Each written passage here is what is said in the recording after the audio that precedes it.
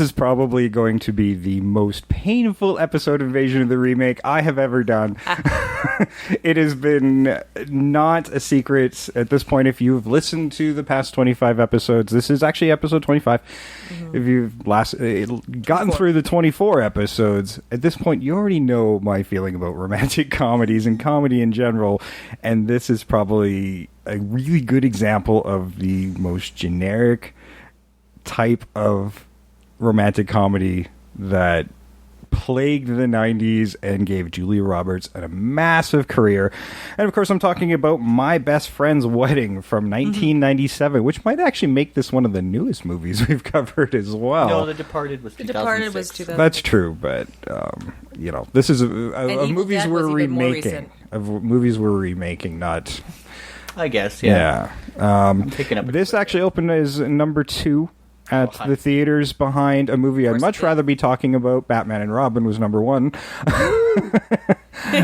Lost out to Batman and Robin. I think that tells you everything you need to know.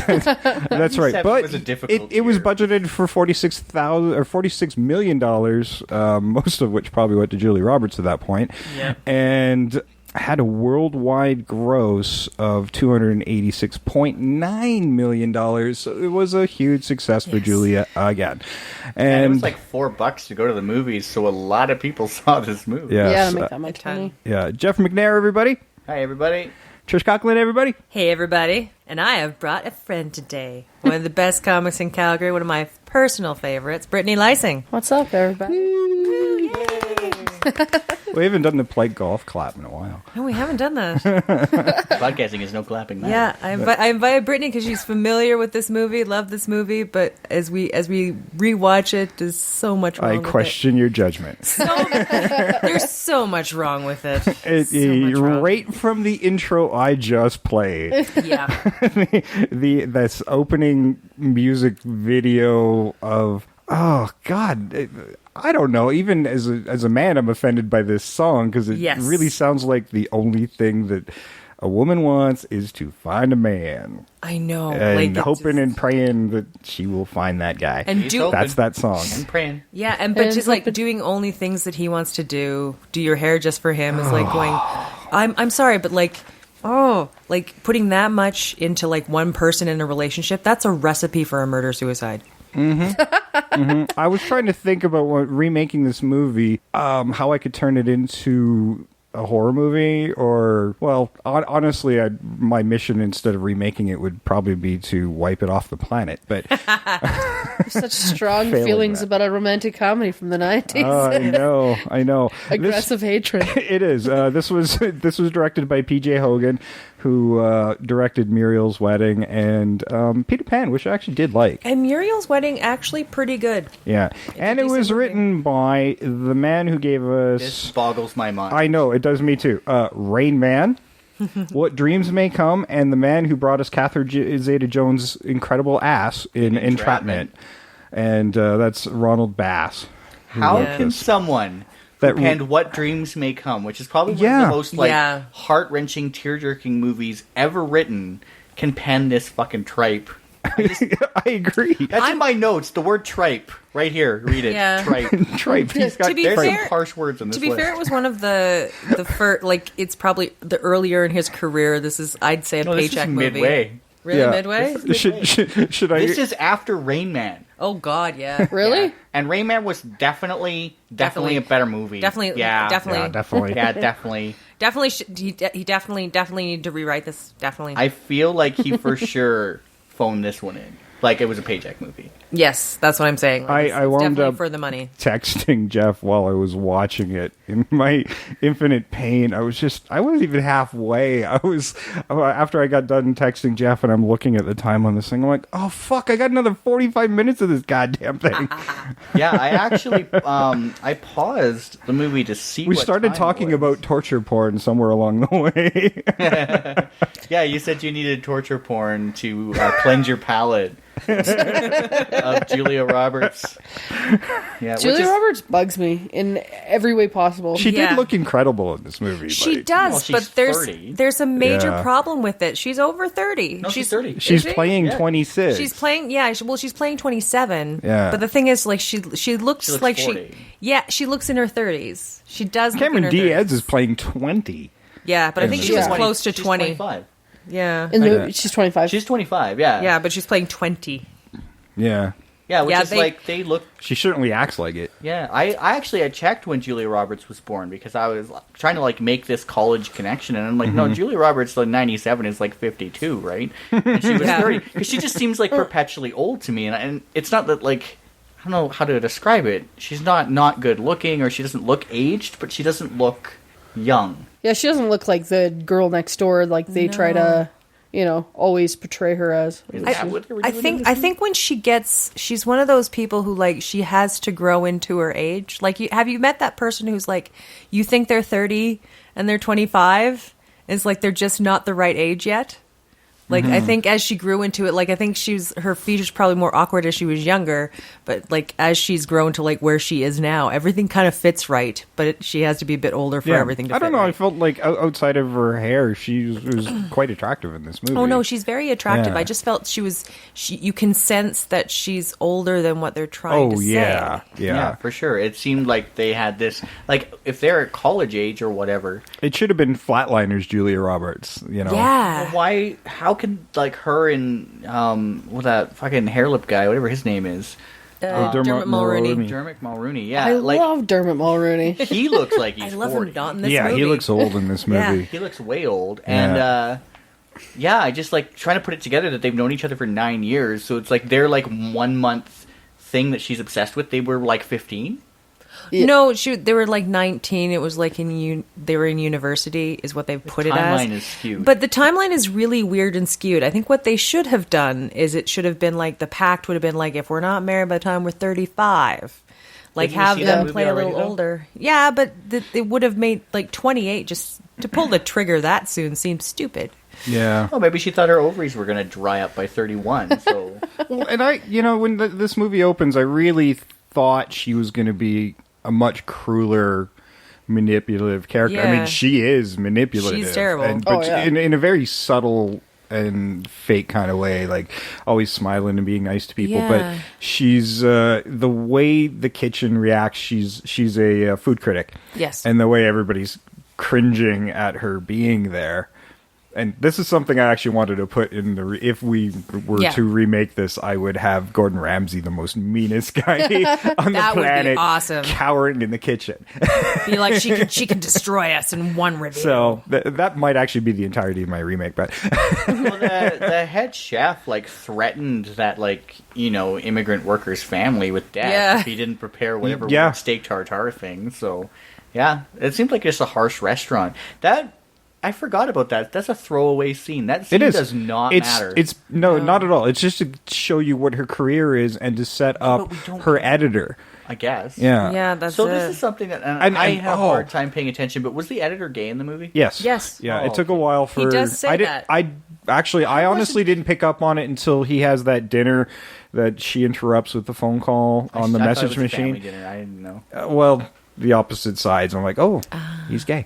I didn't pick that up. I thought that they were going to have their little loving at the end, which it kind of is. I feel like he flips back and forth in this movie. If you, like me, drift in and out during romantic comedies, it really appeared like they had like some unspoken thing the whole way through, and that they ended up together at the end. Yeah. Which actually sort of infuriated me. The original cut is she meets another man at the wedding, and then it's supposed to be that this might be her future with this dude, and it didn't test well because everybody wanted more Rupert Everett. Of course. So they had him do this weird show-up thing at the end. But we're skipping way ahead. Yeah. But it was a good scene. I actually wanted more Rupert Everett in this movie because he's actually was really good. He had a fun character in this movie. He's fun. He's interesting. He's also the voice of reason. I feel like he's just humoring her most of the time. Yeah, but he's often that part where as an audience, you're like going, good God, won't somebody just explain this to her? And that's what he is. He's us trying to every tell time her. he gets drawn in, he makes her pay for it. Oh, for sure. Yeah, because, by that time, we're so My frustrated. kind of dude. Revenge. Oh, I love his vengeance. Yeah. You like Rupert Everett. I could see that being like it's the better relationship. Like what's funny is like it talks about my best friend's wedding, right? Yeah. And I don't think this guy is her best friend. I think don't Rupert think so at Everett is all. her best friend. Oh yeah, the whole way through, I'm thinking like you're assessing your relationships wrong. It sounds like you didn't even know your best friend was dating anybody. But she goes into this big diatribe in that meeting with George in that opening scene, and it felt like she was reciting like a novel. It was such awkward dialogue. It didn't feel in place. Like they were just trying to shove a shit ton of information at you all at once, and just a monologue of exposition. Yeah, is what they put and there's in there. one other scene in the movie that's like that too, near the end. And I'm like, oh, for fuck's sakes! Like this just feels like you're reading 3 pages of some novel. Like, we don't need to know this much about this little. Yeah, no. Like, yeah. Like it's sort of like this is your best friend. We can establish that without all of this. Like I think they're trying to justify why she would love this guy. But they never do. In fact, No. this is something that bothered me, and I don't know if, again, because I drifted out during romantic comedies, that he doesn't have any, whatever his name, the McDermott guy, his character? Michael does not have any positive characteristics in this entire movie. The first thing you hear... Neither does Julianne. No, but she's a shitty character the whole way through the movie, so I get that. But why are both of these girls so enamored with her? The first interaction they have, all Cemeron Diaz does is prattle off a list of problems, and she's like, but I looked past it. Yeah. And then she's like, it didn't work out for us, but I'm in love with him, and I'm going to, sabotage this wedding. And then when she decides over dinner that... Because she's just suddenly gets this, insane jealousy that just happens snap, done. I don't get it. You haven't spoken to him in over a month. No, she's got some crazy bipolar issues. I think it's also that she's just... This is a movie about mental illness, isn't it? Yes. It's a movie about mental illness. It's a movie about people just going into bad marriages. The perfect ending of this movie is that wedding does not happen because this is nothing but bad news for Cemeron Diaz's character. She's the only, aside from celebrated character actor, and the only good moments for me in this movie, which is 40 seconds on screen, but M. Emmett Walsh. Yes. Aside from M. Emmett Walsh being the best character in the movie, and he's only on screen for 40 seconds. I'll also give you Paul Giamatti to add that in there. For his bellboy minute He's and a half. bellboy. I forgot he was in this movie, but that's a memorable minute, guys. It is a memorable minute. Because I like 60 seeing seconds of pure gold. Yeah, you have 2 seasoned, excellent actors who aren't used. No. But the only other likable character in the whole movie, Rupert Everett, he's likable. But Cemeron Diaz is generally a good-hearted character, but she's the only one in whatever weird universe they live in. But she's so weak, she drives me nuts. No, that scene in the... Actually, you know what? I'm going to run the trailer and subject our audience to my personal hell, and then we will get back to this, because I have Should I apologize to the audience at this time that this was all my idea? It certainly wasn't mine. It was a threat that I just figured she's going to subject this to me, and she won't shut up about it until I say yes. So let's just get it out of the way. Yes. Okay, I'm going to run the trailer, and I'm going to apologize in advance. Michael and Julianne have been best friends for years. The one constant thing in my life is that he'll always be there. But they were never more than that. Call me, 4 a.m, whatever, we gotta talk. Until he popped the question. I called because I met someone. To someone else. Well, We're getting married. he was in love with me every day for 9 years. Me? I can see why. Look, she has known him for 5 seconds? I can't lose him, George. I'm a busy girl. I've got 4 days to break up a wedding and steal the bride's feather. See the girl with the diamond ring? She knows how to... I never had a Is Julianne this and Julianne that? Michael and I were a wrong fit right from the start. He said that too. George, she's toast. The only fear she really has is you. So this means that I have 4 days to make you my new best friend and be my maid of honor? What? Why not? You're practically the best man anyway. I just asked myself, what would Lucy Ricardo do in this situation? Who's that guy? I told him, George, if we're engaged, why be ashamed of it, right? Something wrong. It's just a big surprise. We thought you were a lesbian. We have to talk about George. You were jealous? Crazy jealous. Personally, I think Mr. Michael's marrying the wrong girl. Just tell him you love him. I realize this comes at a very inopportune time. Marry me. The moment I wake up, before you put on your makeup. TriStar Pictures presents I'm the bad guy. a story about finding the love of your life. Do you really love him? And deciding, was this just about winning? What to do about it. I trusted you.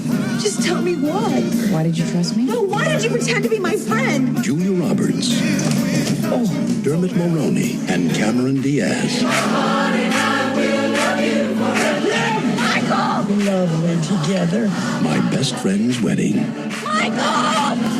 That's our maid of honor. She's from New York. I am so sorry. No, let's be honest. It's my fault this happened. But This was a huge hit, though. Like, it's a huge hit. I just think people were really dumb in the 90s. I think about a lot of 90s movies, and I got sick of the action tropes that everything was so formulaic in the 90s. And as we were talking prior to recording, the only standout stuff, which I think built a lot of great careers, was a lot of indie films happening that were taking the world by surprise, because they're the only ones that were giving us anything interesting in the 90s. I was strictly watching there are indies exceptions to these rules. Obviously, it's not an entire decade of crap, but it's a large decade of crap. Tons. Yeah, there's definitely some good stuff. I mean, yeah, I think, well, what happened with this movie, and this is what made me think of it the most, just because they were trying to, and when they promoted this, I remember this, Cemeron Diaz and Julia Roberts and Dermont Mulroney were on, like, Oprah. I remember promoting it and saying how wonderful it was. And like, oh, we've totally changed up the romantic comedy. I'm like going, yeah, but not really for the better. Yeah, they kind of took the thing that you wanted to happen and then didn't make it happen. Yeah. I feel like the whole time you're watching that movie, you're waiting for something good to happen to somebody. And the whole time it's like, you're like, this is awful. The only thing they changed about the romantic comedy formula is they just used awful people. Yeah, like it's sort of, I can not get awful actors. These are great actors being playing awful characters. Like like you said before, why are they fighting over this guy? Yeah. He's a bully. He's an asshole. He doesn't compromise a fucking inch. Yeah, when they have that weird moment about the career thing. Oh yeah, and he was ready to call off the wedding. Zero to like abusive in a second. Everybody's like a bipolar or schizophrenic. But what's funny is when Julia Roberts, part of her manipulation is to point out, she's like, well, Kimmy's giving up everything for you to follow you on the stupid job, and like in the movie it's supposed to be like her smart way of showing him she's wrong for him, but when you listen to it again, it sounds like she's just pointing out to her friend, you're an asshole. Like, if I were to rewrite this movie, I'd make it very clear that it's like, it's not so much she's in love with her best friend. I think a better rewrite of this movie is where she helps her best friend grow up and become a human being, or helps stop this wedding because she's like, oh, this is a bad idea. I didn't realize my best friend was a dickbag. Like, he's a horrible, horrible person. Yeah. And like, I also want, and the parents don't seem to give a crap either. Like, I want also another kind of this movie where the parents are like going, our daughter's marrying this really, really manipulative guy. Well, it all seems like all rich, entitled assholes. Sorry, go ahead. Oh yeah, that's what it seems like. They're like, oh, it's good that she's finally met a man. Yeah, like that's the whole point of this movie, is that they're like, oh, well, she'll fall in love and everything will be okay. Yeah, she was studying to be an architect, but luckily she met this baseball writer who doesn't get his stuff published every time. Thank God. Thank God, she could have done something with her life. Oh, close call, guys. They're more proud of her. They're like, oh, I can hardly wait for her to drop out of architect school. Yeah. She's like, she had a fucking future. Like, the whole undertone of this movie when I watched it again was like going, this guy, the reason he's having her drop out is because he knows for a fact that she's not good enough. Like, he's not good enough for her. And if he can make her just like lose everything that makes her great, he can bring her down to his level. She was on the verge of having a personality. Yeah, that's true. She's, a year away from her degree, and wealthy parents who, the parents really were like completely oblivious to whatever was happening. Also, why is there so many fucking musical numbers in this thing? I don't know. Why is that a thing? Like it opens with this weird musical number with a bunch of women that we never see again. Nope. No. I don't understand it even now. And then there was the dinner scene. There was the really bad karaoke. Yep.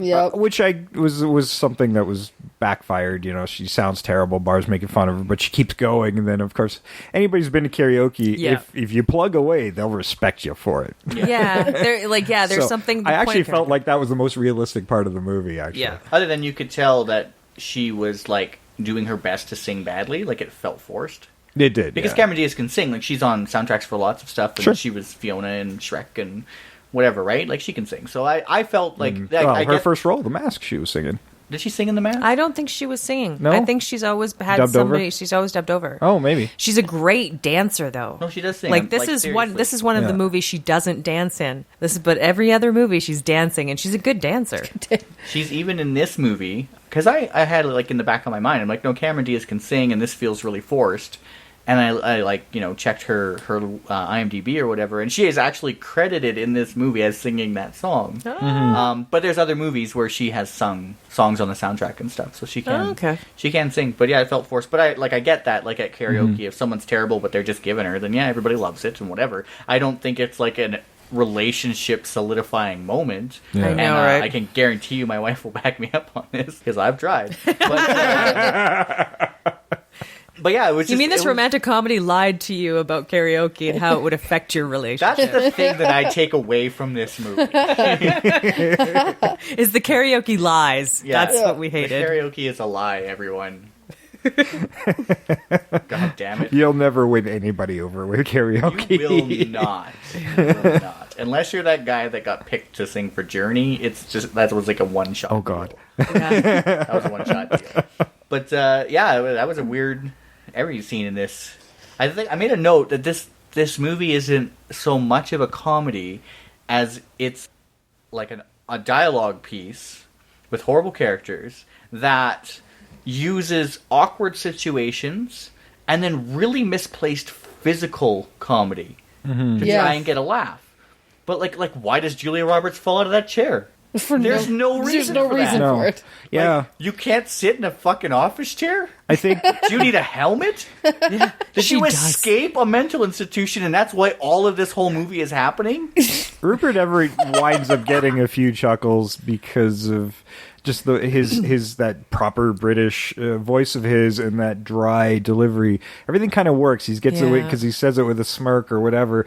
So that subtle humor kind of pokes through. But the only funny moment that I'm like, I want more of that is one where the bridesmaids was sucking off a David. An ice sculpture of David, and her lips were stuck to the special part of David. Yeah, the special part, which is funny because it made me... I felt like they need more of that. Yeah, but that was a throwaway scene. It was a total throwaway scene. It was the funniest scene in the whole fucking movie. There was one. Heather was a trooper. She hates these kind of movies too, and she tried to watch it with me. And there was one scene where we both went ha ha, and it was Rupert Everett, and I wish I could remember what it was. I should have made a note of it because it was the only time I laughed during that movie. But I didn't find anything funny. I found everything out of place. Like why? I did like when he shows up in the middle of the film after one of many panicked phone calls, and she says, "Oh, this is suddenly out of the blue. He's her fiance." Yeah. And boy, does he make her pay for it. Yeah. Yeah, that whole bit was pretty funny. And in the car where he's like, "Oh, I am gay," and he's like, "Oh, he just tells everybody that." Like, what? See, what is that? He pretends to be gay to get women. Who came up with that in the writers' room? I feel like this is all so it's so poorly written because it's obviously, you know, like when you look at Cemeron Diaz's character and how weak she is and everything like that, it's written by just a complete misogynist. Yes. Who's just like, and this is how women think.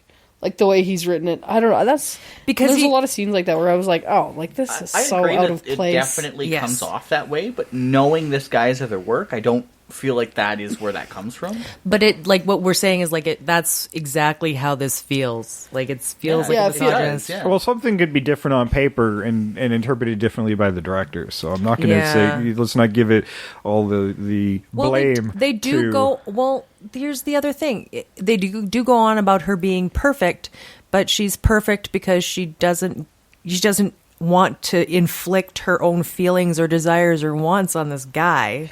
Yeah.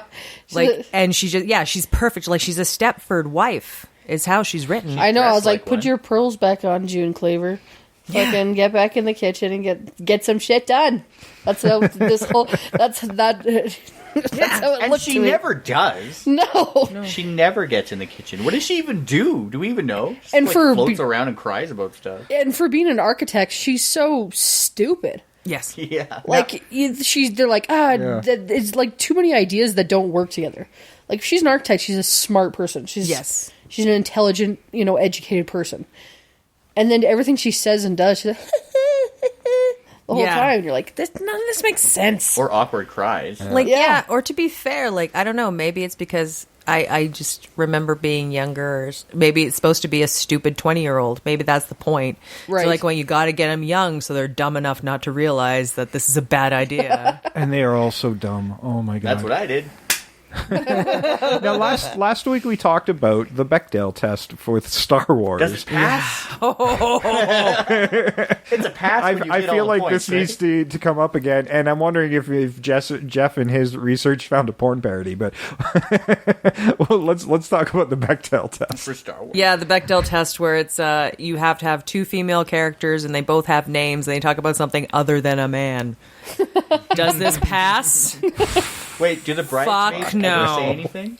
Or just giggle? No, because the other thing is the bridesmaids self-identify, as been told by Cemeron Diaz, that they're vengeful sluts. So there's a lot of slut shaming in here, too. They're like going, hey, you know what? We haven't made women look bad enough. Let's give us a little bit of slut shaming in here. Just toss that on top for no reason. Okay.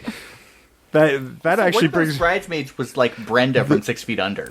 Yes, Rachel Griffiths, who's in Muriel's Wedding. She's a great actress. She's a phenomenal actress. And she's terrible in this movie. Yeah. She's underused. Like, let's get back to because I want to get to their introduction, but we got to talk about the elevator scene first. Oh, yes. I think everybody in this movie is somewhat unhinged, and again, as you said, this is a movie about mental illness.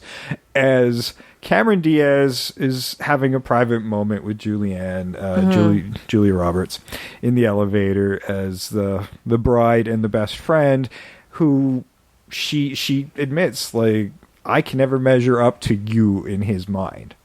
Yeah, that's what Cemeron Diaz is saying, and she stops the elevator like a crazy person. So yeah, but then alarms go off when you do that. Yeah. But then Julia Roberts gets all crazy and starts pacing around. Like she's obviously got some they added claustrophobia issues. Also, just as a note, you can't stop elevators.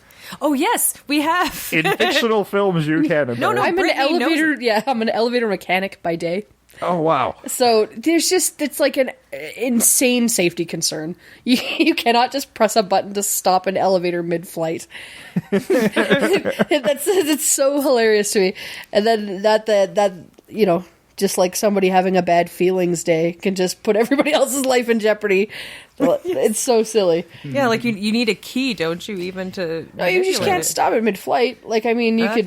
Well, there's safety mechanisms, like if a door opened, it would shut down. If something, but it has to be like, you can't just a person riding an elevator can't just decide to stop it in the middle of it. Well, assuming somehow she did, in a fictional world where every phone number starts with 555, and the elevators can be stopped at a press of a button, assuming that she could... It feels like like the start of a very sociopathic moment. She's going to pull out a knife on. I know, right? It just, I feel like there's a murder about which would have made it a better movie. Oh God, yeah. I would have liked it that it's like Julia Roberts is trying to steal this chick's man, but she finds out, and then Cameron Diaz goes insane. Like, just tries to, like, just destroy her life. I feel like her. this movie... If it was a Hitchcock movie, it would just all take place in the elevator. No, that's M. Night Shyamalan. It would be like Rope, but with, like, Julia Roberts.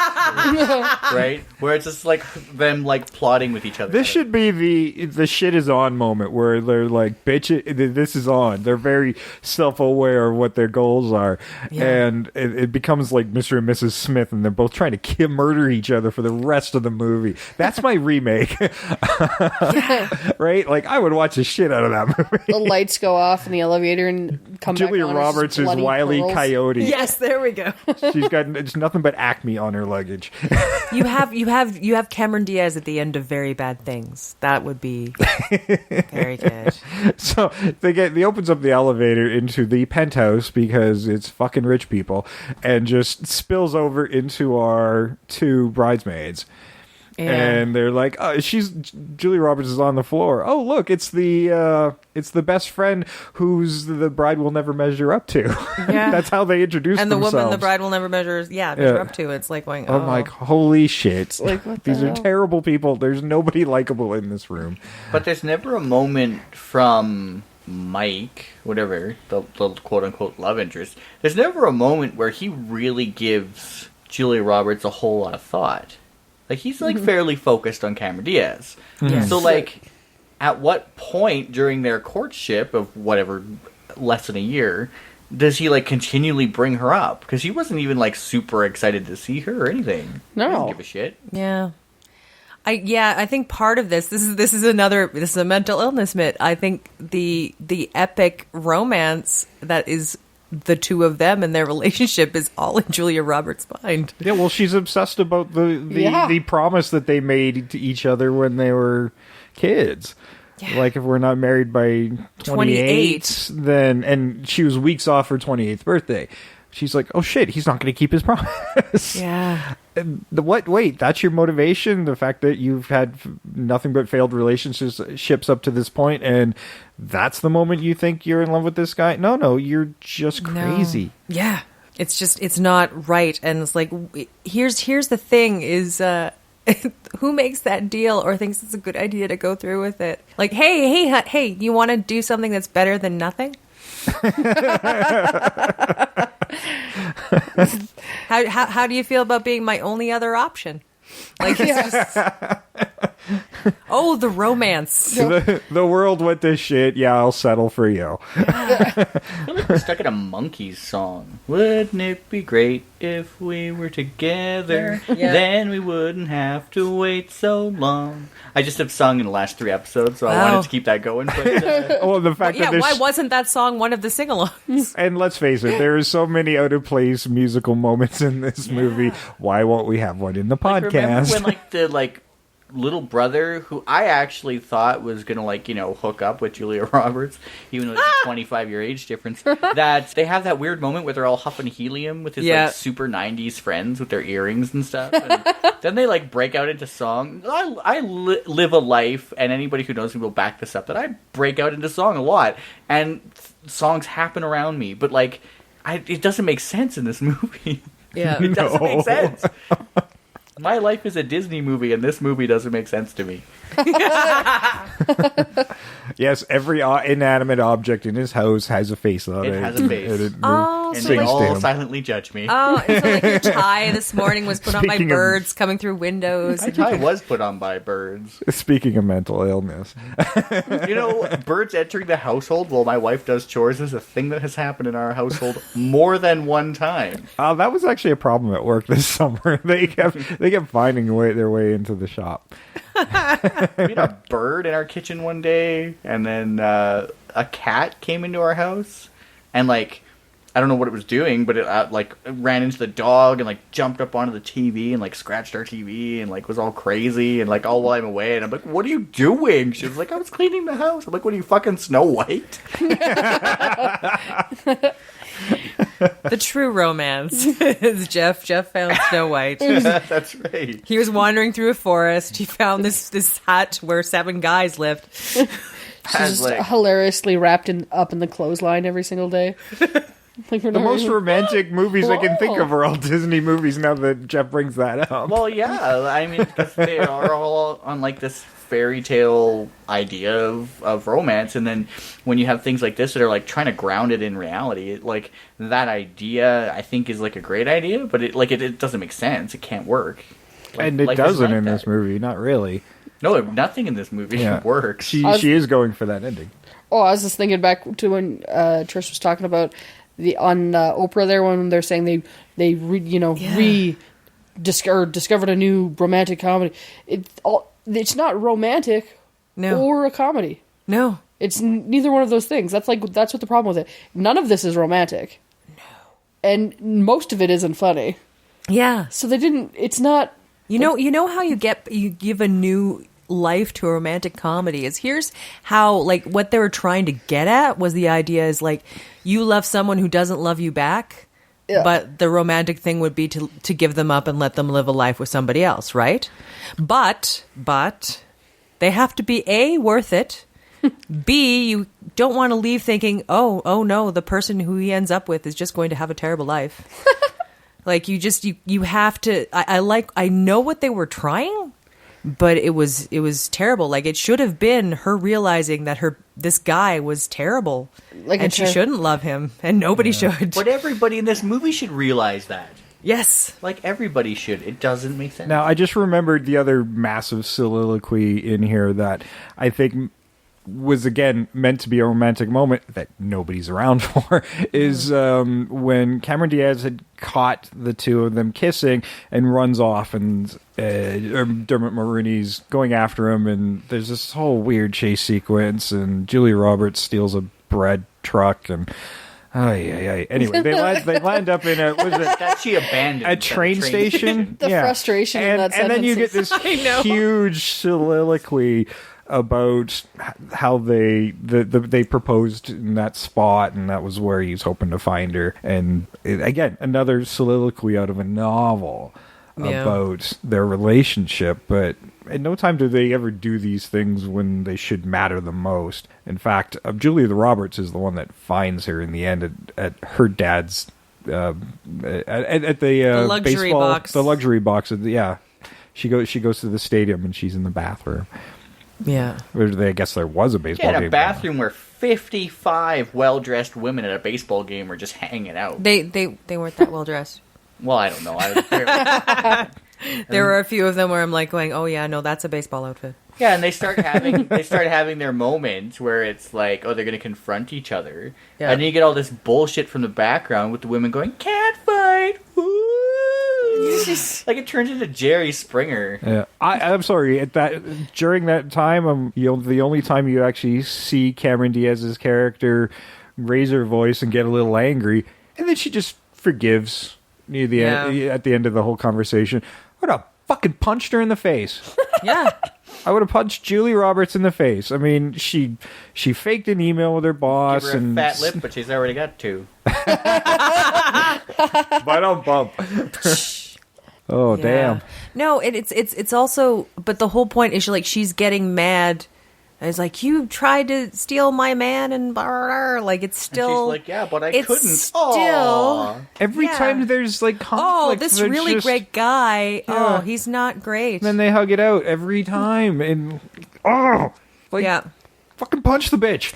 Well, they did it. Another romantic comedy that's not. It's not a good one, but are there? Hey, When Harry Met Sally. Okay, still pretty point good. Taken. But it was the Wedding 10 Things Planner. I Hate About You. Yes, very good. I like that one. There was, I think they were trying to make her like that kind of that lovable character you're supposed to really like, oh God, I mean, he's the one stealing him away, but you still really like her. They really failed in this one, like failed hard. But there's a movie called The Wedding Planner with like Jennifer Lopez, which not a good movie, but the woman who's like marrying her dream guy, you like her, you get it. You understand it. You're not. She's strong enough. She's independent. Like, I think if they'd written that character in this movie, it would have been a better movie. Like, and that character would have punched Julia Roberts in the face. And that character would have been like, oh, fucking hate. Like, she would have been like, you know what? Even if I don't want to marry this man, that was low. That was underhanded. There's no reason to forgive The worst me. part is, I don't know if Julia Roberts really learned her lesson so much. Oh, no, she didn't. You know, no, she's she's just rejected, and she kind of gives up and supports him in his Why did they still proposal let her in the go to wedding. Oh, I know. That's a weird I moment. believe that was like a saving face type of deal. It's like, we can't, well, how do we explain to the guests why there's no maid of honor? And Like she's that been type there of the bullshit. whole time at that point. And then let her give a speech. Yeah, that was a dodgy issue. Yeah. I would have been like, no. Hey, I've been to weddings where that speech goes horribly wrong. So It's like, hey, after remember all that of that nonsense, Like, hey, remember that time you tried to fuck my husband? You want to talk about it into a microphone in front of everybody I love? Yeah, Like, let's it's do an that. awkward... yeah, I've been to that wedding. Hey, we've all been to that wedding, I think. God, yeah, They're no. divorced now.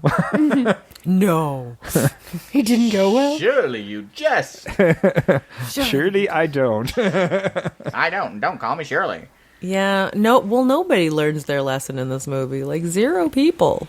No, and the only guy who has fun with the whole thing and has no lesson to actually learn is Rupert Everett, because he thinks everybody's fucking insane and he'll be your friend anyway. But everybody is I insane. know. So did you find it, like, particularly... Because I'm running out of things to talk about with this movie. Did you find it particularly strange how, like, in the world of 1997, there's only 2 people with cell phones and they know each other?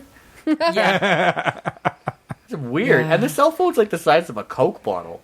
Yeah, pretty that was a fantastic. 97 cell phone. That And was... She whips it out, like, in dinner. Like, there is no phone etiquette. They're like, I'm writing this review. Oh, hold on. I gotta check my messages.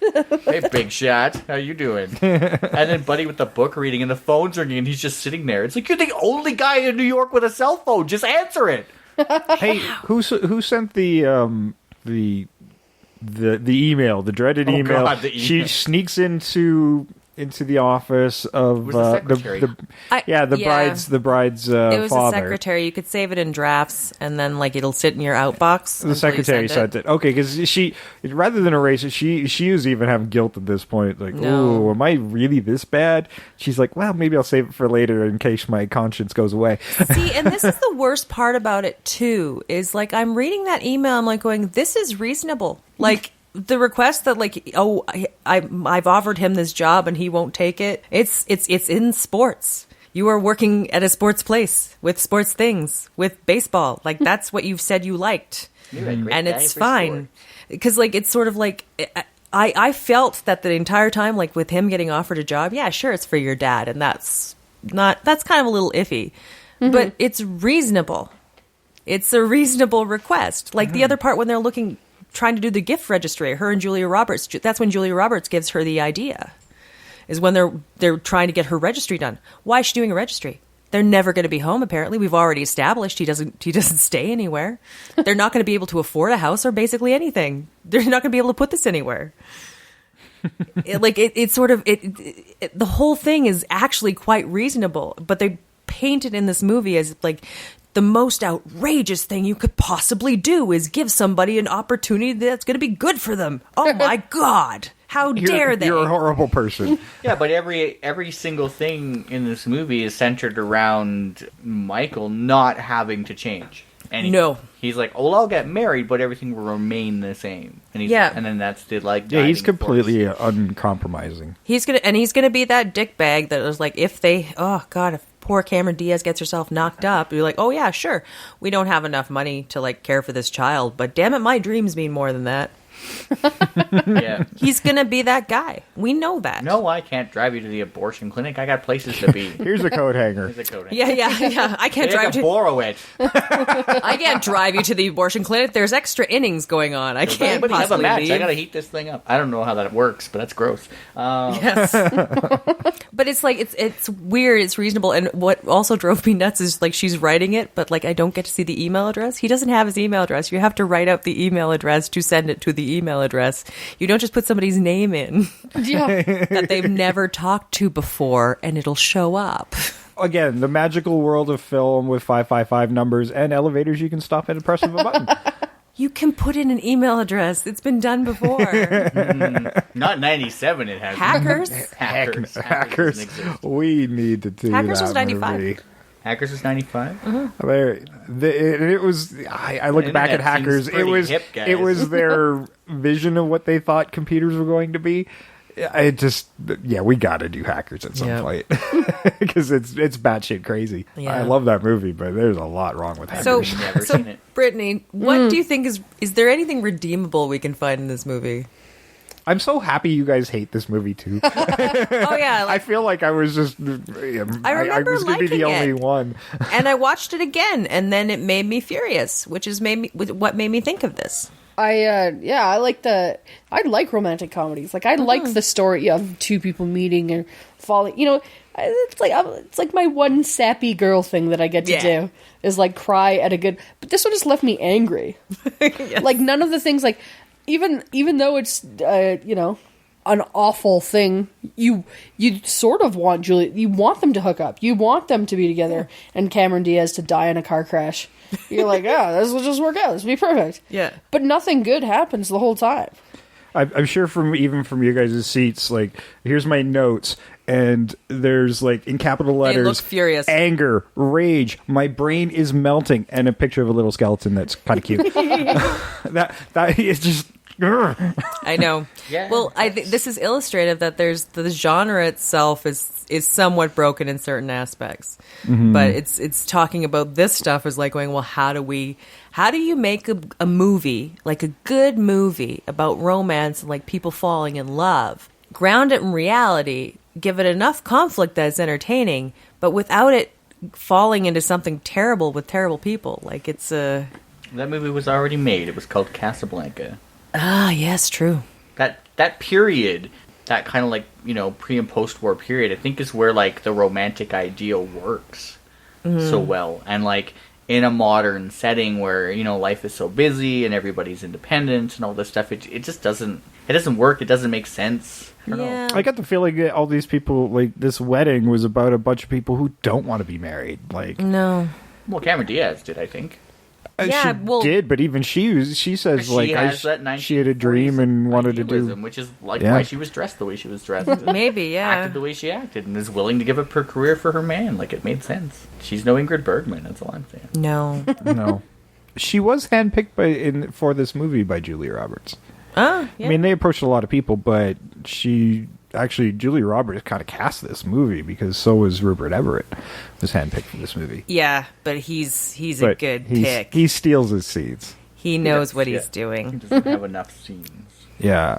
Well, that's how that ending scene happened is because the other ending didn't test very well. And yeah, people wanted to see more of it. So he shows up out of the blue to rescue her out of her depression that she lost. Well, I think part of it was like, A, you needed more Rupert Everett. People loved that. But B, he was super charming. At the end, I think why it probably didn't test well was it felt was like, this person was the villain. They can't be happy at the end of the movie. Mm-hmm. We can't give them what they want. They have to be punished for what they've done. Yeah, I agree with that. Yeah, I agree with that. Yeah, the ending makes sense for how the characters act in this movie. Yeah. Because if Julia Roberts eliminated Cemeron Diaz from the scene, well, that would change the structure of Michael's life, and we know how violently opposed to that he is. For sure. So whether or not he wanted to hook up with Julia Roberts, it would be so jarring. Yeah, he couldn't handle it. Sense of self, which apparently is quite minute in this movie, that when he's crying on the train platform, he's not worried about Cemeron Diaz. He's dreading having to change his life around, and then he just gives up and is like, fuck it, I'll just marry her anyway. She was good in The Mask, it's fine. But now I feel like I do need to give a bit of a positive spin on my take on this a little bit. Emmett Walsh. Again, this is a Rupert Everett scene that I'm thinking of, George's scene. And this is during the chase scene where she steals the bread truck. Yes. So she steals the bread truck to chase after Michael, who's chasing after Cemeron Diaz, and he's on the phone. Well, who's chasing you? Yes. And I'm like, that's a really good line and a good put in nice points on the whole film. That was Who's chasing you? No one. Get it. That's the only competent piece of writing in this movie. I agree. I like that caught. I had to barely by mention that that. point I was paying attention, and that caught my attention. Yeah, it stood out so much out of the bad writing of the rest of the film. So I had to bring that up because it was definitely worth mentioning. Maybe probably Bass had the flu or something. Well, like I said, it's Or not some always brain the writers. fever, encephalitis. Yeah. Well, and then and there's sometimes you write it and it looks great on the page, but sometimes the page can't be spoken, and there are scenes like that just feel like they're those kind of scenes that should be adapted. Or to be fair, you can be going through something in your life and you're angry and you write something and the anger comes through. Yeah. Have you ever been there? His wife wanted new kitchen cupboards, and he's like, I identify with Mike, and I don't like change. And I don't know. Was this just this blind devotion at this point to Julia Roberts movies? I mean, she's fine with what she's doing. How far along but was she? 97. She was pretty huge. big. She was making millions and millions. Oh, at I'd the say time. half the budget of this movie went to her. Mm-hmm. And I feel like this is kind of the Transformers thing. Every one of those is terrible movies. All four of them moving into 5. There's 4 Transformers movies, and they've made Mark a Wahlberg fortune was the of them. last one. And people, every time they go, these movies keep making a fortune. And every time, everybody bitches about how bad they are, but they still go. It's that hope. So, yeah. It's the hope that this is the how one much, that'll turn How much around would for all of us. Transformers make if they made a good one? I know. Look what the bad ones make. Well, it's like when we were doing the prequels for Star Wars. I was like, I kept seeing them because I'm like, oh, this is the one. This is the one where they turn it all around and it gets good again. Yeah. And then it starts, and it's like, Misa's still here. Like, well, son of a bitch. And as you sink into your chair with your buttered popcorn, Here just we go going, again. It's the same thing all over again. The relationship I had with George Lucas was the most abusive one of my life. He just kept punching me in the face, and I just kept taking it. Yeah. There's a whole documentary about that, actually. It's called The People versus George Lucas. It's fascinating because it talks about like the love-hate relationship that all hardcore fans have with him. But this podcast isn't about. No. But you watch that second trilogy, the prequel trilogy, and you get to the end of it, and it's like, well, I still have Indiana Jones, and then 4 comes out. Fuck! Aliens, really? Well, like you say, it's like the machete version of watching the films, and then there's like the Indiana Jones ones. You can just ignore that one. Just ignore that one. I actually do like that movie. I'm okay with it. It is Spielberg who directed it after all, and he does like his aliens. Yeah, he's a good director. So but I can't. 16. I'm just checking now. She's Okay. 16 movies in before this movie, not counting TV appearances on Friends and whatever. Yep. Other, like early, and like some of these, like Mary Riley and The Pelican Brief and Hook and Pretty Woman She's and Steel anchoring Magnolias. She's so good at like, how did this movie happen? Yeah. With such a good writer and such a good cast. I don't understand. I think it's one, like, again, I think it's that thing where like going, okay, we're going to do a romantic comedy, but we've totally refreshed the genre. It's totally going to be different, Julia. It's not your same run of the mill crap you've been doing. Right. This is what we're going to do. Like, Julia, you don't movie. end up with the guy. How amazing is that? Yeah. Without telling her what her character would be like. yeah. She's I'm just the this villain. passive-aggressive manipulator. And Or without telling her, it's like, oh yeah. The guy you're in love with is not worth it. Yeah. Well, I think Wow, we're this at is the... like, it was remade. It was called Maleficent. You see that? Oh my god. It's like really solid actress plays principal character who is a villain who we don't realize, who basically is a villain because her love for some douchebag guy isn't reciprocated or worthwhile. That's that whole movie. Wow. Oh my god. And she doesn't have, Maleficent didn't have Rupert Everett. And then, like, No. the whole Elle Fanning role is Cemeron Diaz, because she's the one that you're supposed to love. That's the one that it's basically a relationship between them. Yeah. Shit, we've learned nothing. Oh, good God. And I Who thought that wrote movie that was one? terrible. At least there was a fucking dragon. True. I can forgive a lot with a movie if you get a dragon. Did you hear me? Did you hear me, The Hobbit? Hey, we have a dragon for 15 seconds. It's going to be awesome. I I remember. wait a year to see it, though. I sat in that theater just fuming when I looked at my friend. I'm like, we're not seeing a fucking dragon, are we? Yeah, that was me. Furious. She was so third upset. Hobbit, isn't it the third Hobbit where it like flies in and dies? Like immediately, like it's used 10 minutes of dragon. Like what? Weta doesn't have the budget to fucking make a dragon. 7 hours of movies, 15 minutes of dragon. It doesn't take that long to read the book. No. Anyway, we're now at the point where we remake this thing. Yes. Well, I gotta tell you. And we already I think I've already established that I would just wipe it off the planet. That would be more my mission at this point. Yes. But let's face it, it's us, and we can do it better. For sure. Because we're smartasses. Yes. So, I don't know if... I don't think Jeff really got into casting. I don't know if anybody got into casting. I had trouble with this casting. is like... I don't watch these kind of movies, so I don't know how to cast that kind of movie. Yeah, I actually... My portion of this, aside from like commentary on what you guys are going to say, I'll just get it out of the way now. I didn't think about it because I hated it, and I don't know anything about this genre. And I have nothing to contribute as far as remaking it, because I would, same as you suggested earlier, to completely put it into a different genre that I enjoy or that works, and just disregard this kind of movie. And then it's not really a remake, it's just using the same kind of beats in a different type of movie. But my wife had some things to say about this, and so her remake idea basically was that, like we had talked about with the elevator, and it becoming like a battle between the two. So this woman shows up to try to steal the husband, and Heather stressed that character that was defending the husband was to wear a fur bikini, and that she would chase them in a jungle setting and then spear them in the neck at the end of the movie, proving her dominance over everything, and then getting her man at the end. So there you go, Heather. I pitched it. Awesome. That was my contribution. This has been Heather's fairly remake. decent. Heather's remake. Yeah, and she said she could never do a podcast. Come on. Yeah, no, she's got with ideas like that. Come on. She's pretty agitated too. She's like sweating and that one twitchy eye. That one twitchy eye. Yeah. That vein that you never see.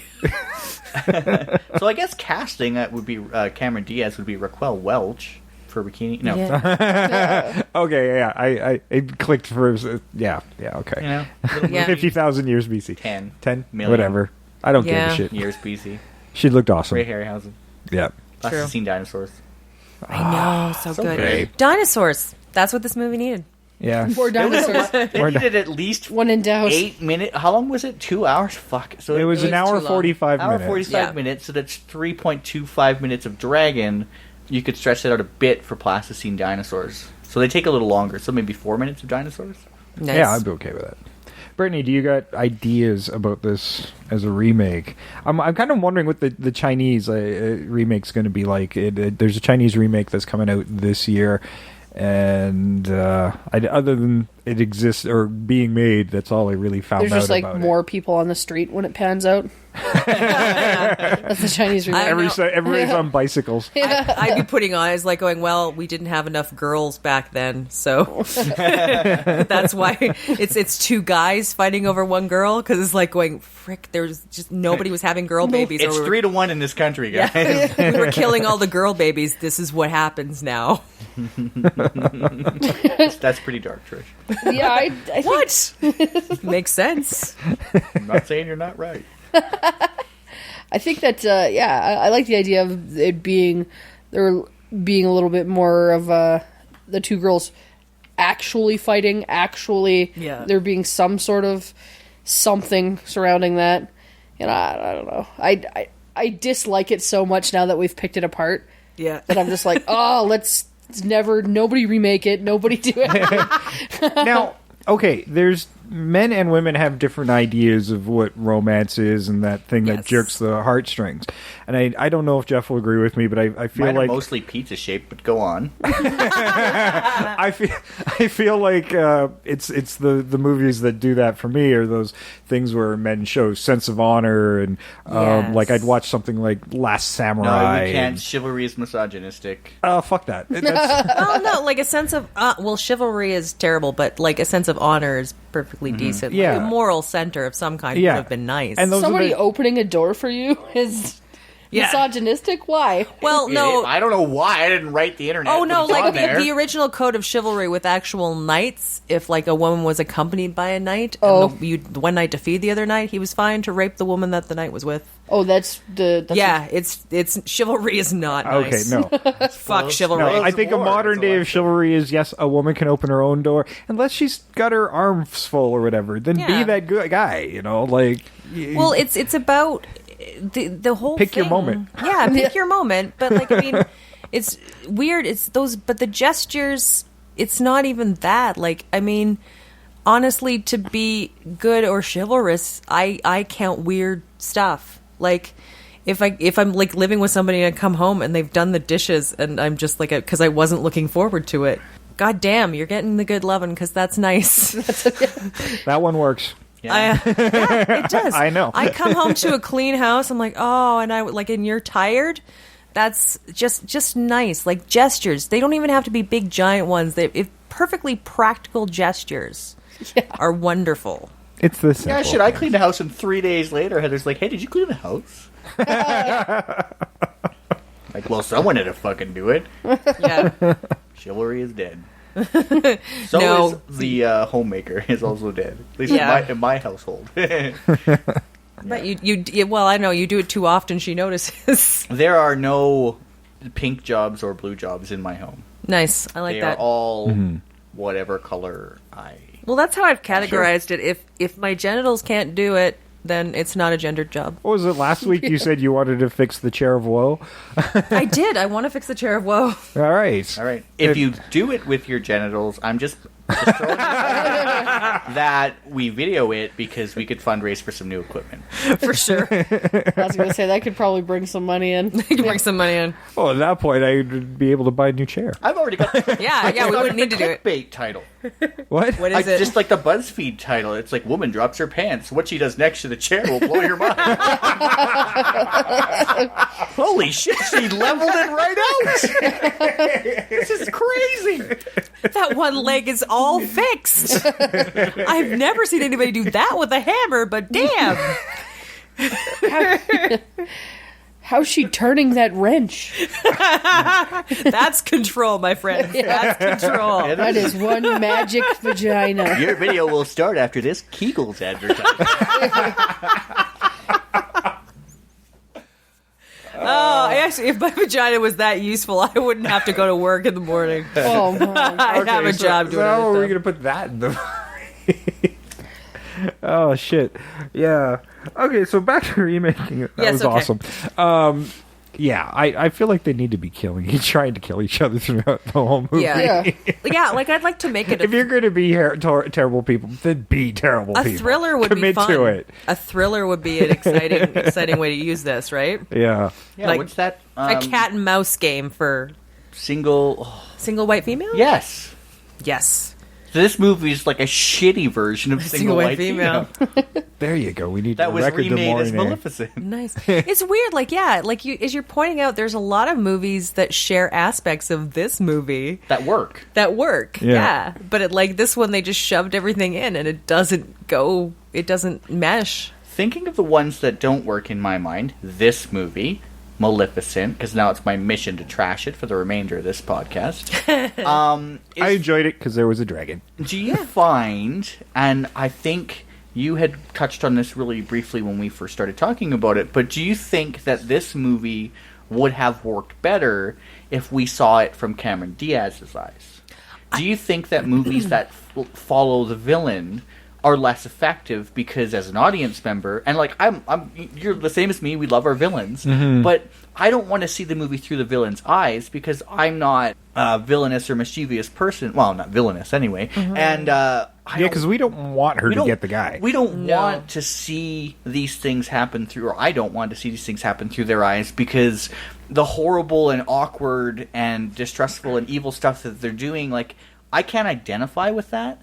So in my mind, and the same with Maleficent, her motivations didn't make sense to me. So I had a hard time staying in the movie because, you know, you're not that kind of person, you're not that character. And with movies like this, especially romantic movies, maybe that is where they broke the mold. Is that it's told from the villain of the film is Julia Roberts, and you're seeing it from her perspective, but because as a regular audience member, you can't imprint yourself in that role, you can't get engrossed in the movie, and therefore it doesn't work and you dislike it. If you switch that viewpoint to Cemeron Diaz, who's already threatened by this person before she even meets her. That would have been a way better beginning. I'm like, you think about it, you want to invite your best friend. Wait, that best friend?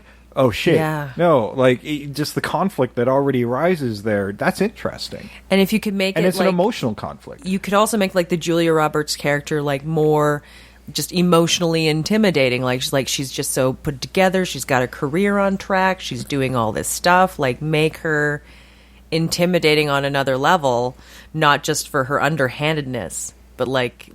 have Cemeron Diaz be like, I'm not going to be this woman. I like when it comes down to just everybody being more likable. That's what would make this movie. Is every character just needs to be a little bit more likable.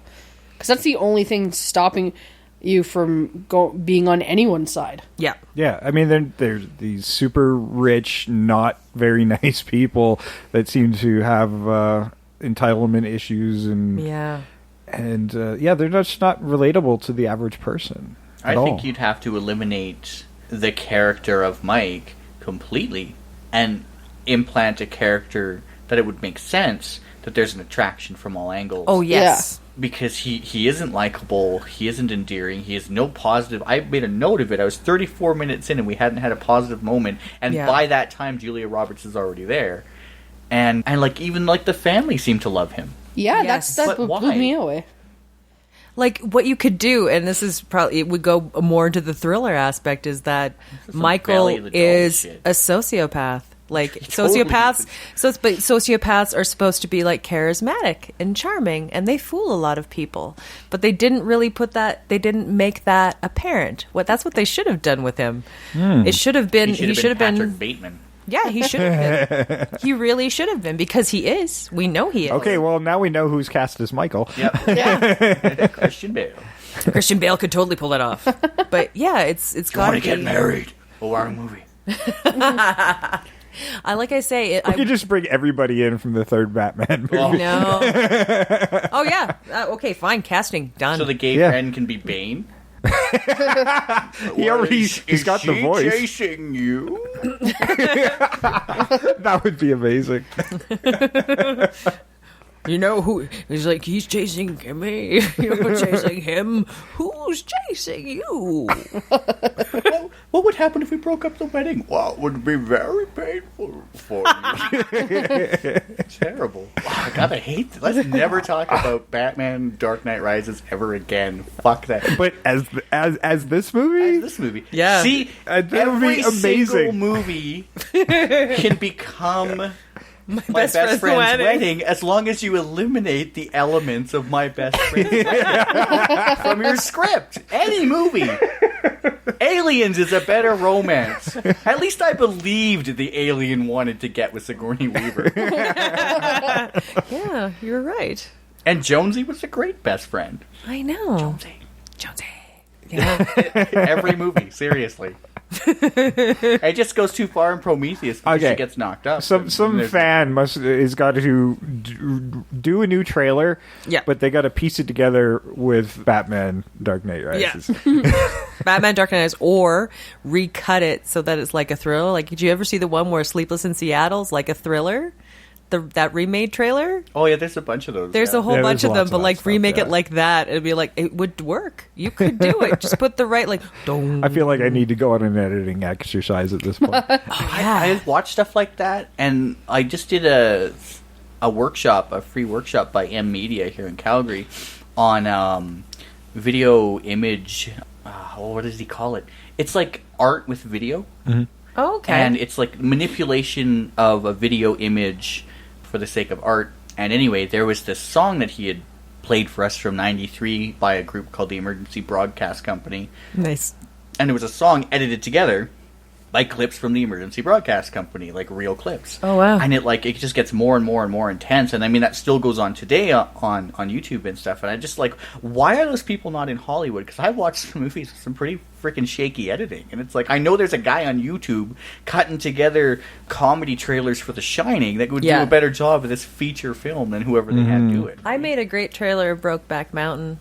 They're doing like lots of Brokeback parodies. I did Point Break. It works. Sure. I will see that sometime. It's like going, I can see it. It's right there between. Like, yeah, it totally works. I just want to see this recut with the trailer for Alien. You know, get Julia Roberts walking into a room and all you hear is game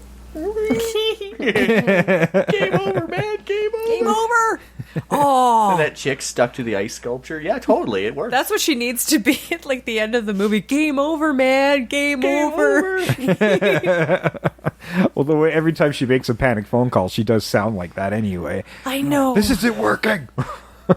I know. Stop burning up your cell phone minutes. You're giving yourself brain cancer. There's, they're all rich, so it's fine. Oh yeah. Yeah, there's several things you got to change perspective. You got to make them more likable. But like I think the key thing is Michael has to be desirable. And honestly, it needs it's a romantic comedy. Yeah, it needs there more needs comedy. to actually to be some funny moments other than some slapstick that is ill placed. Misplaced slapstick and awkwardness is not funny. Yeah, that opening scene of Falling everybody down is not funny. Yeah, that establishing scene. Sorry.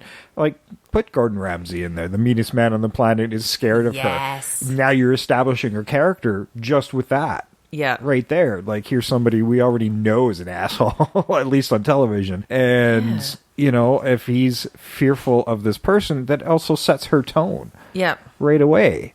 And you can have it like she talks about being on a book tour, and we never see any evidence of this at any point. No, I don't think we ever see her holding a book. No. We have no evidence she can even read a book. No. Oh, no. Right No, she could read a book because she just talks like a book. Writers, am I right? Yeah, I like the idea of coming at it from Cemeron Diaz's perspective. Yeah.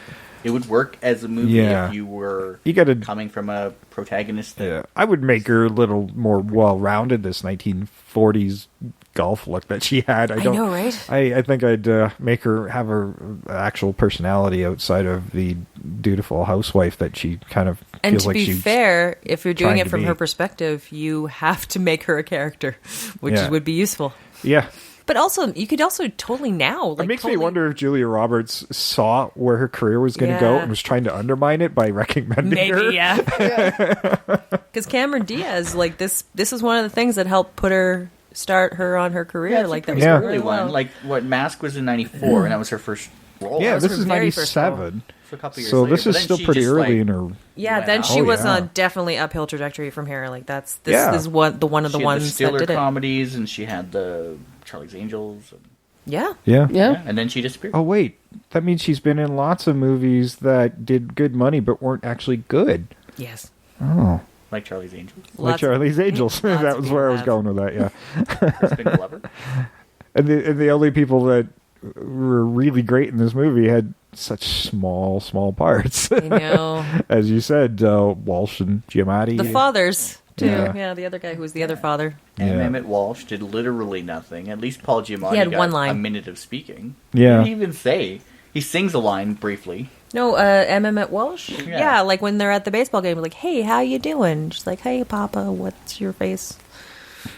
Yeah. And he's such a good... Have you ever seen... it's a really early Coen movie.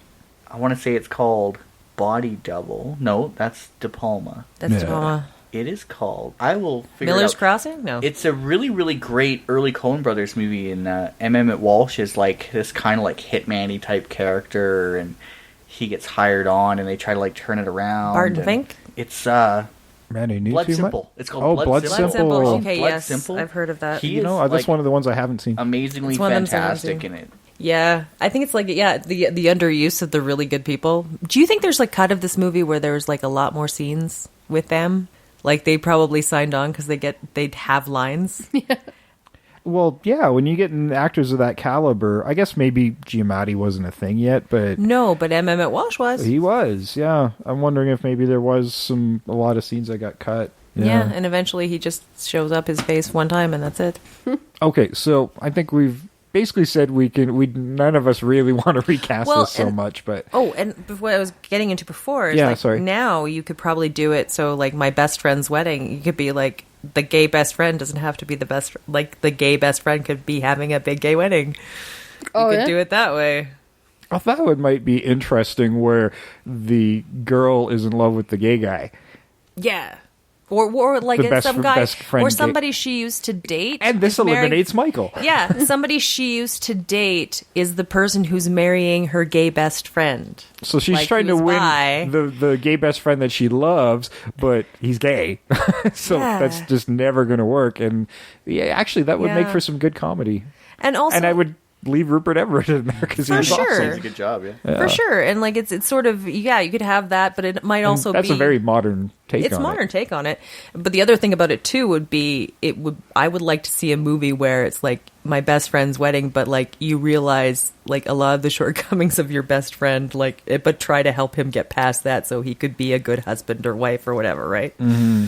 That would be. I would like to see that where like she comes to the realization, like going, he's really inflexible and behaving like a dick. I got to do something about this. Yeah. Like, I would love for that to be the realization. Not that she's in Yeah. love with him, but the realization that she's like, oh my God. Like, I'm breaking up this wedding, but for, like, really good reasons. Yeah, I think there's lots of ways to improve it. And I actually really like that angle. Yeah, it's not a bad angle. And then since Emmett Walsh is dead, we'll just like use my stand-in old guy for everything, Christopher Walken, and he can like be the guy's friend. So you want to get gay married? That's cool. It's a modern time. I got nothing against it. Hey, I've been on record saying I wanted to be a cat. Because they have tails. Be what you want to be. Be what you want to be.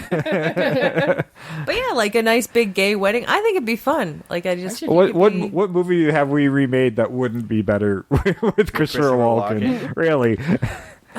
We were having a tough time with used cars. Hey, I got a 72 Pontiac out back.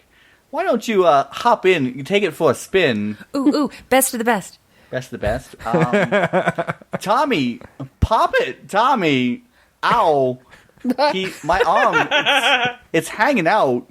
I just pop it, Tommy. What's Darth Vader doing here?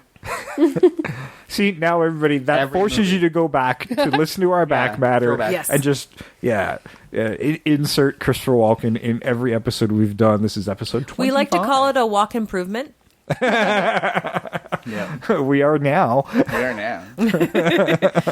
How would you walk improve this? It's because I can't do a good Julia Roberts impersonation, and I feel like I need to sing and do an impersonation for a while. I already sang, so It's nice. The walk-in's good. I like the It's walk-in. good. But yeah, it's just keep walking. this. I know what they tried to. You can remake a romantic comedy, and you can do something new with it. But like, think it through. Yeah. I think is the lesson of this movie. Any last thoughts about this movie? I agree with that. My thought was that they spun it around and tried to put it from the villain's perspective, made it not work, ended up being a shitty movie. Yeah, I agree with that. Brittany, you got anything to add? Yeah, I agree with that. Make people likable. That's, the key to most movies. I think that would have been, make somebody in that movie likable. Other than Rupert Everett, Yeah. That This would be my improvement. episode's we're recording this on January 31st. Yes. It will be airing near the end of February. So for us this week, Abe Vigoda passed away, who Yeah. we talked about in The Stuff. I know. Yeah, So Godfather. You know, Barney Miller? this month, I tell you. The age of 94. It's like, I don't know. It's like... I think he was always the age of It's 94. like, yeah. 2016 is just having a clearance sale on anything good. Yeah, and you know, it has me a little worried because as of this recording, Black Sabbath is on their final tour. Oh, no. And Oh, dear. Ozzy canceled his show in Edmonton last night, and the show for Calgary is canceled due to sinusitis. But when you're old and you get a sinus infection, it can quickly turn into bronchitis, pneumonia, and death. So, has me concerned at the rate everybody's dropping, you know. And, well, I think Ozzy's been clinically dead for 20, 30 years already, Yeah. but it'd be very sad to make it official. Yeah, I totally Yeah. would. And I have tickets for the Who, so I... Oh, you know, God. that's like throw a For dart at the board. God's and sake, hope for the guys, best. keep an eye on your old rock stars and And actors. movie Wrap them in bubble wrap. Don't let them out in the neighborhood. Like, know I don't what? know, maybe cryogenically freeze them and we'll take them out in 2017 when we're pretty sure they'll be okay. Yeah, you know what I think it is with all of these actors dying, like all this month or whatever. I think that's like a bizarre coincidence. But the thing with like big actors like these people and musicians is that it's so impactful because there's nobody to replace them. Yeah. Yes. You know, there isn't another Alan Rickman. There isn't Right. another Lemmy. There's no. There's not going to be another Bowie. Well, yeah, there probably wasn't even a Bowie while Bowie was here. He didn't know what was going on. But, yeah, you're like, there's just no people who are so... I wish I could think of the word. Like... Extraordinary? Yeah, like culturally important. Nobody's contributing to culture like these guys are. And maybe like a pop culture or whatever. But like... At least not in a positive way. I mean, Yeah. how many leaked, I air quote, porn videos can you do to make yourself famous? And I well, feel I'm like on 15 I feel and like only about 400 followers. So yeah, I feel like Yeah. the pop culture icons right now are popular for really bad things. Yeah. Like they're just Oh, yeah. not people you want to look up to They're or infamous for contributing not in things. any way. There we go, yeah. Yeah, we Infamous are for now things. in a generation where people becoming infamous rather than famous for contributing in positive ways. And it's weird, it's this whole meta thing. Their existence has made them famous, thus they are more famous with their existence. Their continued existence continues to keep them famous for some reason. yeah, and they shouldn't be. Like, people should be recognized for the work and the legacy that they leave, and it should be like lasting and important and like well thought. Like, you know, Bowie and all these guys, like, they dedicated their lives to one thing and made it great and enriched millions of lives, and no one's doing that. Yeah. But somebody will, you know. Well, but yeah, but somebody Paris will. Hilton's Before- a DJ now, so I could be totally wrong. There could be some, like, people are noticing, like, a generation that isn't us, a younger Yeah. generation may have those people that are that to them. Yeah. You know, it's too bad, like, somebody like a kid like Justin Bieber when he was a kid and everybody was really wowed by, and now he's probably more famous for being a douchebag. I couldn't even name a song, but I could tell you the latest antic Yeah. because Yeah. he's been just a fucking bitch Douche boy. nozzle. Yeah, and like, I mean, he could have had the grounding to become the next Michael Jackson, Yeah. but he won't.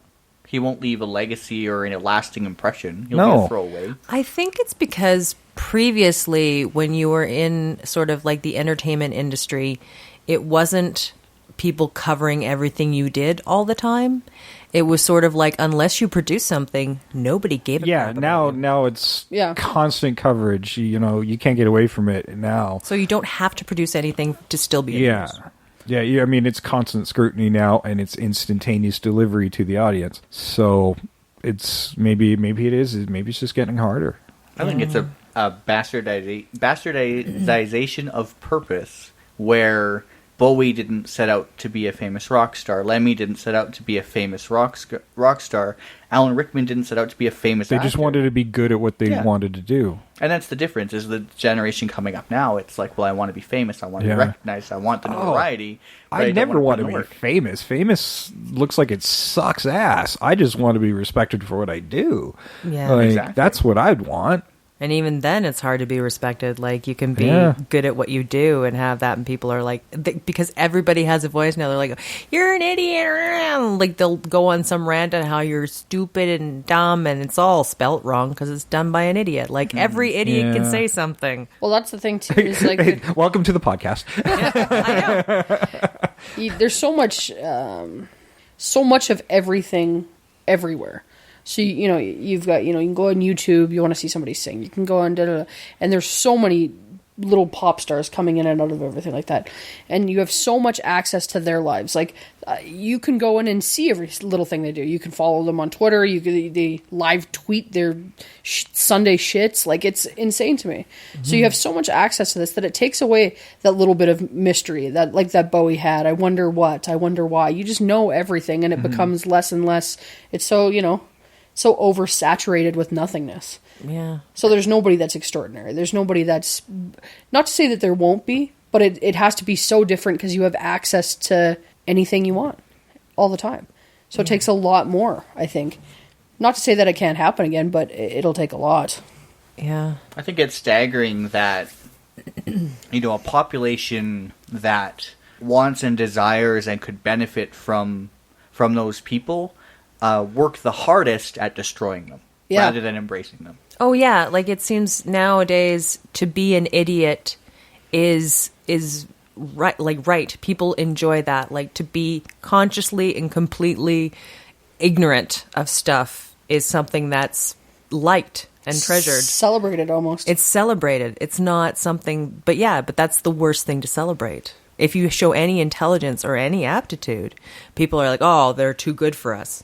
Yeah, they are. Sorry.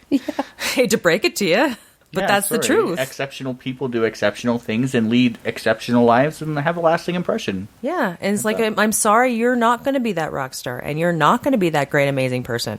You're just not. Statistically, it was never in your favor.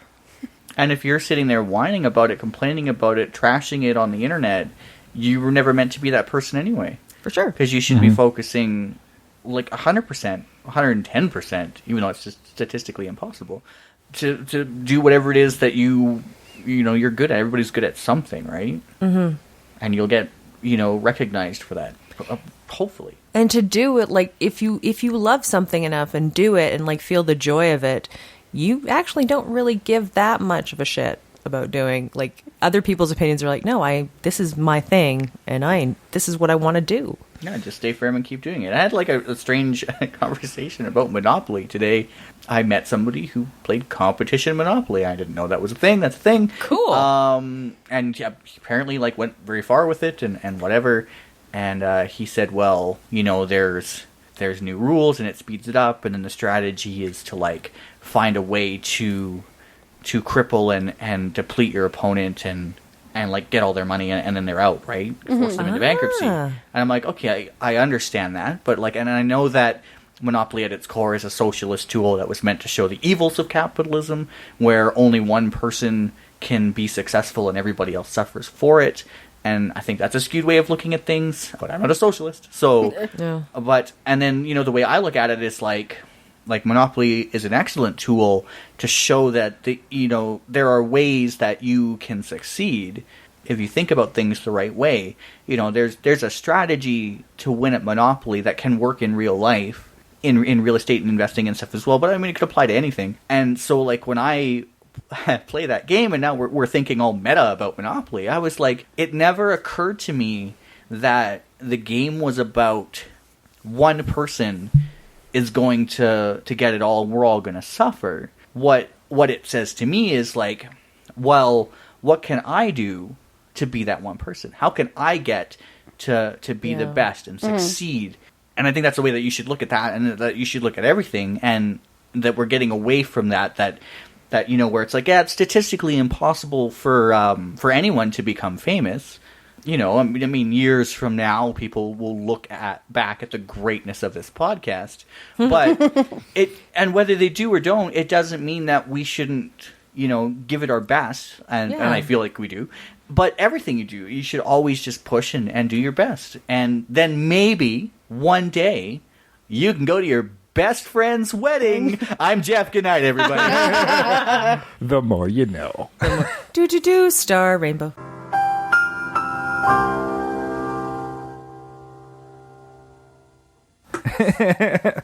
Okay, well, you guys could always be part of that conversation as well. You can join the conversation over on Twitter at Invasion Remake, or on Facebook. Of course, we're Invasion of the Remake at Facebook. And like, share, subscribe, all that stuff. And of course, you can email us directly at invasionoftheremake@gmail.com. And if you want to support the show, right now we don't want your money. We just want you to tell more people about it. Share it with as many people as you can. But, try 5 friends. If you don't have 5 friends, then make sure you tell friends, and then they tell it. two to Yeah, well, tell the guy you're passing on the street. Whatever. If you're laughing on the train, remember to grab him firmly and yell so he hears you. That's right. Invasion! What? Make us the new popular show on iTunes. So go to iTunes, subscribe, or Stitcher or Player FM or wherever you found us. But while you're there, give us a 5-star rating and write just a quick blurb. That would be awesome. That's all we really want from you. And because we give you 8 to 10 hours a month, so yes, just give us that little throwback. That would be awesome of you, because our invaders are awesome. And Valentine's Day is coming up, so it's a good way to show your love. That's right. Yeah, pretend the stars are hearts and we're dying. Even though I think this is going to be a couple days after when it gets posted. Yeah, probably. Okay, but February is the month of love. It is a leap year this year, so there is extra love. She says it with such hate. It's a month of love, people. I'm the villain. I'm the villain of February. And it's Oscars month, so we're going to be talking about stuff like that as well. We're going to be talking about nominations and exemplary stuff in the industry is what we're going to be talking about. Because if we're going to be talking about the other stuff, I'm out. Well, no, I think we're going to do Invasion of the retrospective, and we'll just talk about Oscars over the history, our favorite films that have been nominated or won or didn't win, or can we talk about the ones that were robbed? And I do want to do predictions. DiCaprio? Just to see how we did. Yeah. And let's face it, I think most of us haven't seen a lot of these movies, which should make things far more interesting. Oh, God. Yeah, I'm going to create a complex, numerical generation system. And if any one of them comes up with 7, then... You're going to moneyball it? I'm moneyballing it. All right. So I think that'll be next week. We're just going to wing it. Because that's always worked for me. We're so structured all the time. That's right. We're super structured. If you feel we got too existential today... That's right. And then we'll get into Remake, the one after that, and then we get into my special birthday episode. Yeah. So that's going to be one I've been waiting on to do. Oh, yeah. So we'll I'm not going to leak that just yet. So you'll have to keep listening. It'll be a fun one, that's for sure. And I know Jeff's going to love that one as well. It's going to be Creep Show. It's going to be good. It's not going to be Creep Show. It's Creep Show. I want my cake. No, you can do that on your birthday. Sweet. Nice. Everybody can have a birthday episode. Oh, cool. All right. Yeah, it's not just me. Nice. I don't know. I don't celebrate birthdays, so I don't think about it. Well, we can here. Yeah. Okay, cool. Now, next week when we do our Oscar stuff, we're also going to have some drinking rules when you have your Oscar party. Yes. So be aware. Take that into consideration when you host your Oscar party, and we will have our Oscar rules and see how many of you survived our Oscar drinking rules as well. So, yeah, we'll see you next week. I'm Jason. I'm Jeff. Oh, actually, whoa. Yeah, we need one more thing. Yes. Brittany. Yeah. If people want to get a hold of you, you got shows to promote, how can they find out about that? I am on Facebook and Twitter, and Brittany Lacing at Twitter, whatever the at sign, the at sign, and then Brittany Lacing there, and you can check me out on Yuck Yucks. Usually posts when I'm at the club, so nice there, yeah. And High River? No, that's the rule. Yeah, I'll be in High River the 19th of February. I'll be at Yuck Yucks the 2nd this week coming up here. So Which is after the podcast, you've missed it. Yeah. So that's right. Why don't you live in the now? That's right. We like to record in the past. Yeah. Welcome to We're squandering our time machine for nothing. We're just getting used to it. We'll Go back and kill Hitler? Well, we should talk about my best friend's wedding prior to that.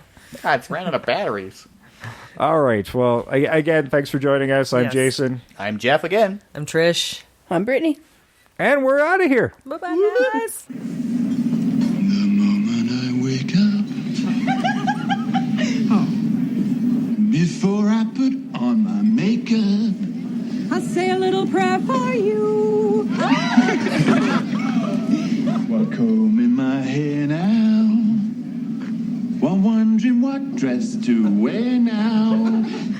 I say a little prayer for you. Forever and ever, you stay in my heart, and I will love you forever and ever. You never will part, oh how I love you together forever. That's how it must be to live without you. Would only be